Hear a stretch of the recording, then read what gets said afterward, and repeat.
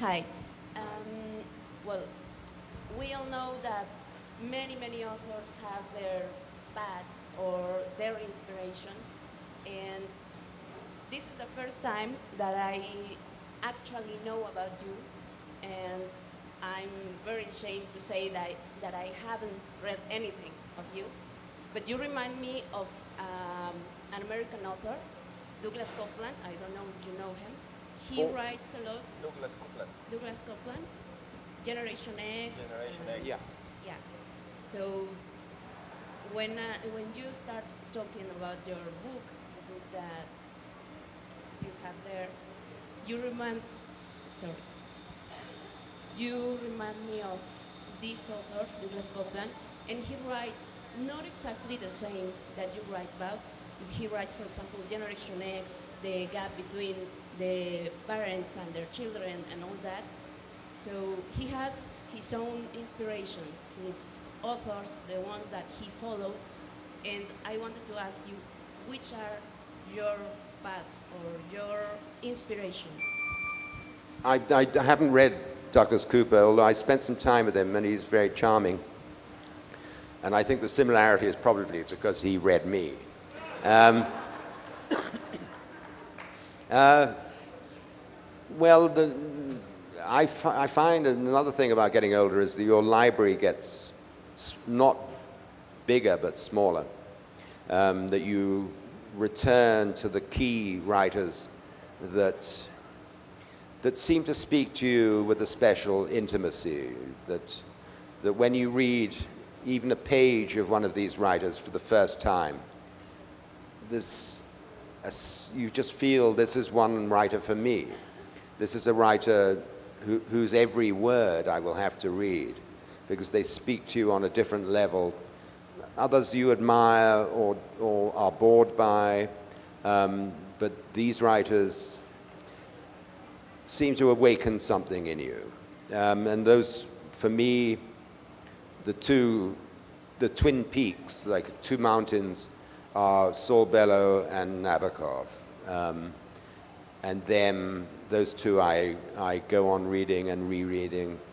And the great thing about the great books is that it's like having an infinite library, because every 5 years you can read them again. And the books haven't changed, but you have.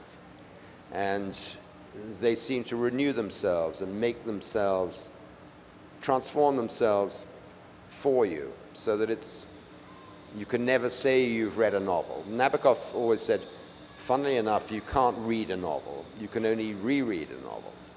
I mean, if you listen to a bit of music, you wouldn't say, okay, that's it. You know, I've listened to that bit of music, now I'll listen to another bit. If it speaks to you, then you play it, you know, dozens of times. And what happens, you probably won't like that piece of music quite very much the first time until you get to know it. And it's the same with a novel, that you have to know the kind of thing that the novel is. You have to have some idea of what it's trying to do, what it's about, and then the second time you read it, you can see how this is achieved.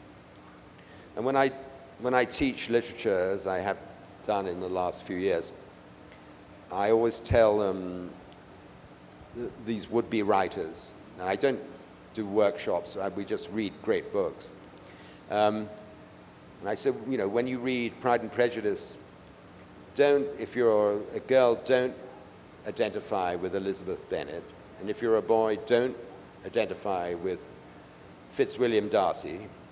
Both of you, as good readers, should be identifying with Jane Austen. Identify with the author, not with the characters. And this is, you know, all good readers do that automatically, but it's a helpful thing, I think, to make that absolutely clear, that your affinity is not with the characters, but with the author. And then you should always be asking yourself, if you want to become an expert reader, or perhaps a writer, you should always say, how is this effect being achieved? How is this scene being managed?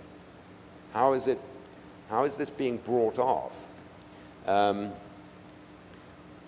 because the characters are artifacts. They're not real people with real destinies.